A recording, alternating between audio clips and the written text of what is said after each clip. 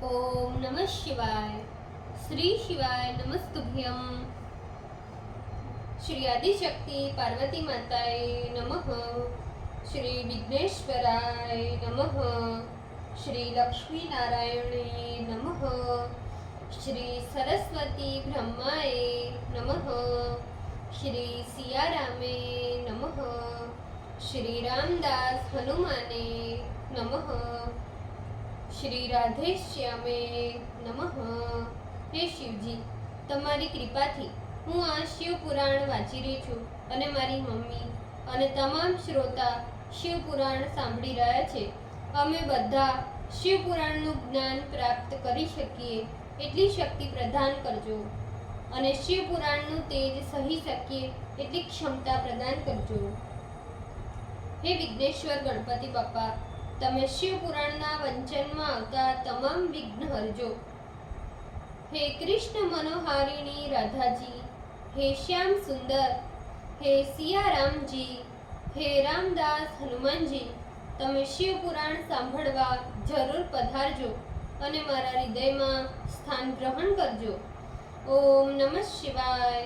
શ્રી શિવાય નમસ્તુભ્યમ. द्वितीय संहिता 16 अध्याय, पेज नंबर 260. शिव सती विवाह वर्णन. ब्रह्मा जी बोले, हे नारद, मैंने स्वयं शब्दादि पंचभूतों द्वारा पंचीकरण करके उनसे स्थूल आकाश, वायु, जल, अग्नि, पृथ्वी, पर्वत, समुद्र, वृक्षादि, कलादि एवं युग पर्यंत कालों की रचना की.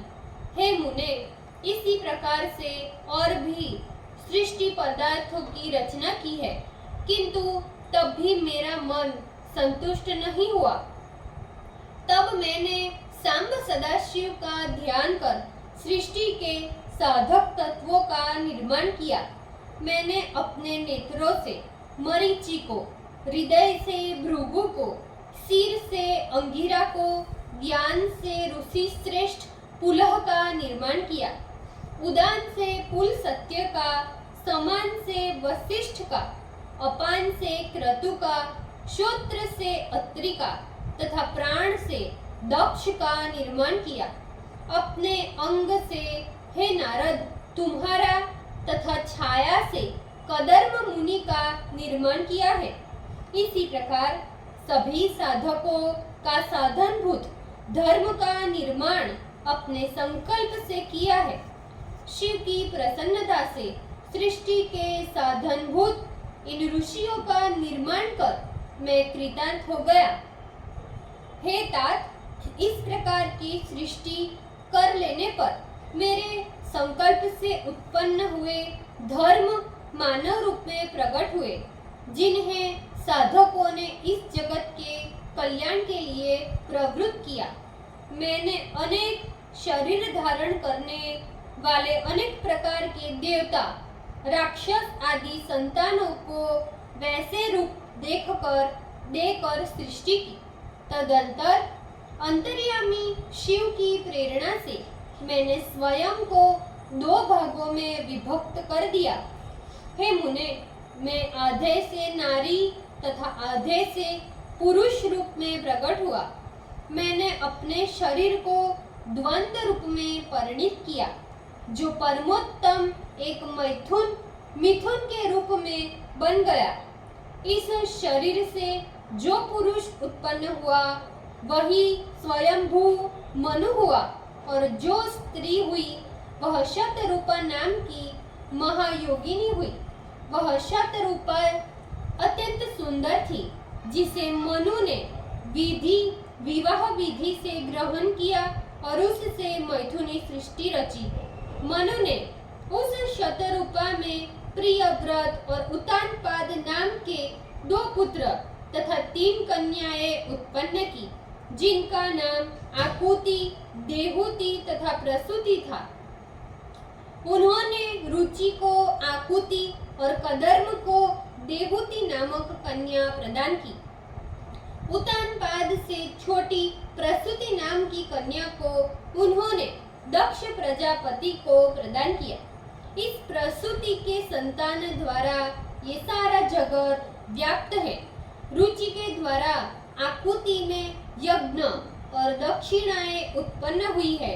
इन्हीं यज्ञ में दक्षिणा में 12 पुत्र उत्पन्न हुए। कदर्म के द्वारा देवहूति में बहुत सी पुत्रियां उत्पन्न हुई। दक्ष से प्रसूति में 24 कन्याएं उत्पन्न हुई, जिसमें दक्ष ने श्रद्धा आदि 13 कन्याएं धर्म के लिए दिए हैं। हे मुनीश्वर, धर्म की पत्नियों के नाम सुनो। श्रद्धा, लक्ष्मी, धृति, तुष्टि, पुष्टि, मेधा, क्रिया, बुद्धि, लज्जा, वसु, शांति, सिद्धि और 13वीं कन्या का नाम कीर्ति था। उनसे छोटी जो दक्ष की शेष 11 कन्याएं थी, उनका नाम इस प्रकार है। ख्याति, सप्तथा, संभूति, स्मृति, प्रीति, क्षमा, सन्नति, अनुरूपा, ऊर्जा, स्वाहा और स्वधा, जिन्हें क्रम से भृगु, भव, मरीचि, अंगिरा मुनि, पुलसत्य, पुलह, क्रतु, अत्रि, वशिष्ठ, बंही एवं पितरों ने ग्रहण किया, जो इस सृष्टि के चलाने वाले हैं और जिनकी संतान परंपरा से ये चराचर सारा जगत पूर्ण करती है। इस प्रकार भवानी पति सदाशिव की आज्ञा से प्राणियों के कर्म अनुसार अनेक ब्राह्मण श्रेष्ठ भी उत्पन्न हुए। कल्प भेद से किसी कल्प में दक्ष की 60 कन्याएं भी कही गई है। उस कल्प में भी 10 धर्म को, 27 चंद्रमा को तथा 13 महर्षि कश्यप को ब्याही गई थी।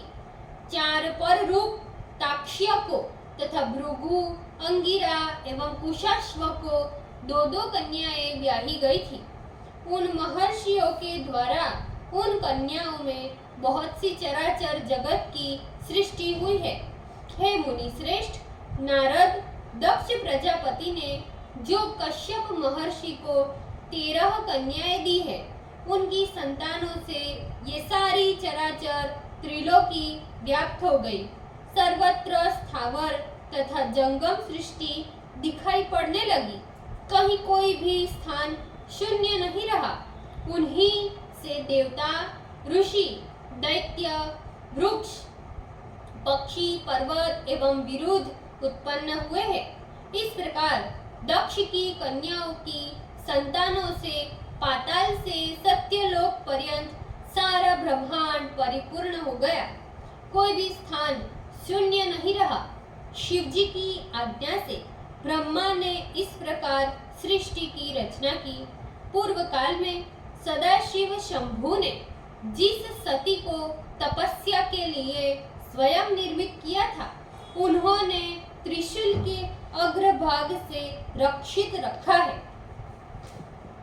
ओम नमः शिवाय। श्री शिवाय नमस्तुभ्यम। भूल चूक माफ करजो शिवजी, कृपा રાખજો। આજના શિવ પુરાણના વાંચનનું પુણ્ય મને પ્રદાન કરજો શિવજી। ઓમ નમઃ શિવાય। શ્રી શિવાય નમસ્તુભ્યમ।